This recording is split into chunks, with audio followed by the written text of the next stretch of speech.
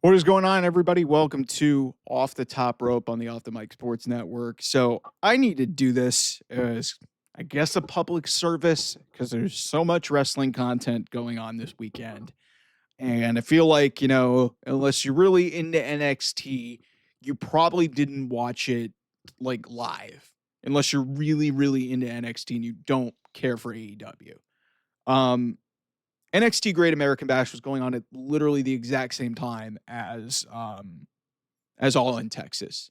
It only lasted 2.5 hours. It was literally done at 5:30 Eastern time. And, All In Texas went on until about 9 Eastern time. A 6-hour show, which I've said in itself was completely ridiculous. They had a lot of matches. They dragged it on way too long. But if you get a chance, please, please, please. Also, the main event between Fatal Influence and Blake Monroe and Jordan Grace was pretty solid. The opening match between Jasper Troy and Javon Evans was awesome. The women's match, Sol Ruka showed up and showed out against Izzy Dame, and then obviously, and the NXT men's championship, the NXT championship, Obafemi beats Yoshiki and Amora, and like I said, they're really just window dressing with Oba. Oba's just a dominant champion. But the match I want to talk about here, specifically in this video, if you do anything outside of the obvious of watching Evolution, Saturday night's main event, or All In Texas, please, please, please, for the love of God, watch Ricky Saints versus Ethan Page for the NXT North American Championship in a Falls Count Anywhere match. I swear to God, this is one of the better matches that I've seen, one of the better NXT matches I've seen in a long time. This was fucking outstanding stuff. This was a deathmatch level show, deathmatch level match without the blood or anything. These guys fucking killed each other. Like, this reminded me of Black and Gold stuff from that day, which hasn't been seen really in 4 or 5 years. Like, this, what they did some shit in this match. Like, the closing spot, the Ego's Edge off the stage through 2 tables was just insanity. Ricky powerbomb. They used a guardrail. They used chairs. They used tables. This was, and then the bleeding it into the back a couple of times. One point they ran into Jasper Troy, who was still sulking over losing to John Evans. He black hole slams Ricky Saints onto a road case. Like, this match was freaking great. And I feel like it's not going to get a lot of attention because of all of the other wrestling content that was going on this weekend.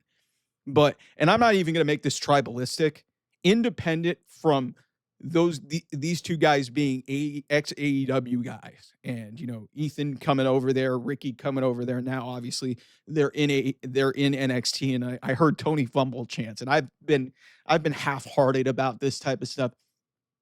Let's just say that this is a great fucking match that I highly recommend that you guys go check out, because given the fact that this NXT show was really unheralded in the grand mainstream of everything, because like I said, it's going on when All In Texas, AEW's WrestleMania is going on.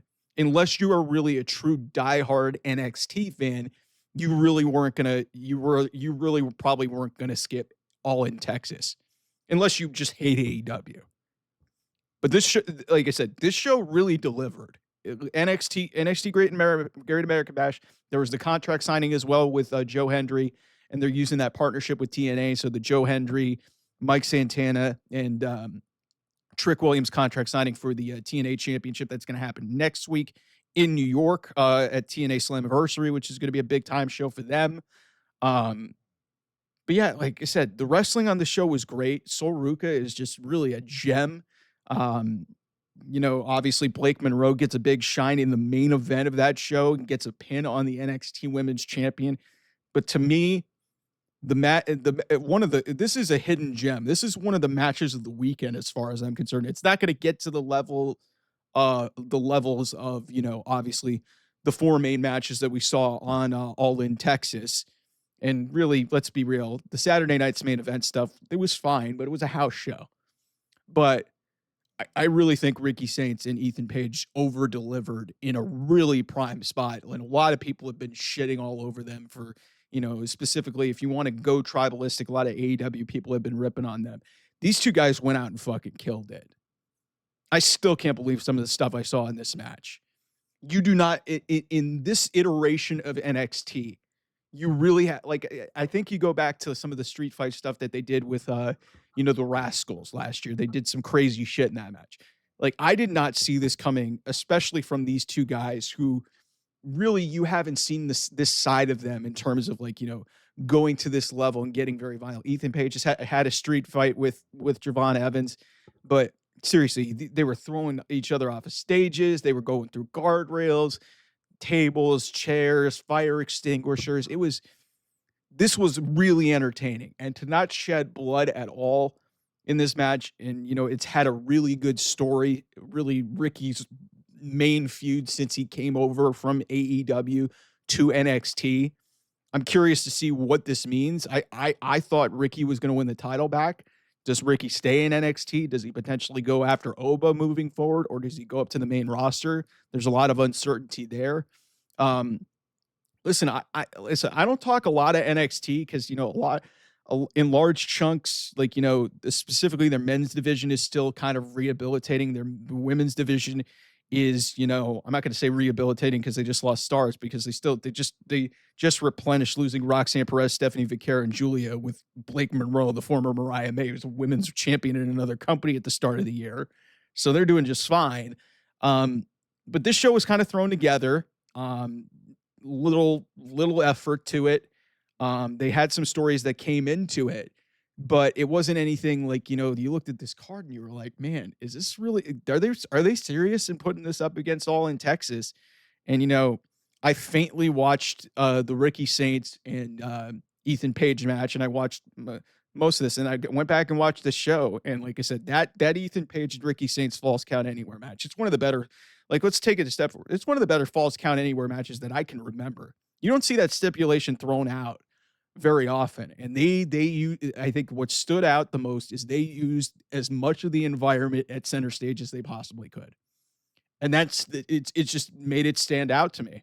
And again, you just don't see types of matches like that very often in WWE. You just don't. And like to just, I again, like I said, I've been going on here about this show. The show was great. Really kind of a hidden gem. So if you get a chance to watch it, I would say watch the whole show. But if you're going to watch one match this weekend that you probably missed, go watch Ricky Saints and Ethan Page in that Falls Count Anywhere match for their North American title. Those two guys, seriously, one of the matches of the weekend that nobody's going to talk about. Because like I said, you're going to talk about virtually everything from All In Texas. You're going to probably talk about a bunch of shit that happened at Evolution, because those women are going to go out there and fucking kill it on Sunday. But please, like I'm saying, I'm really a public service. Please watch this match. This was fucking outstanding.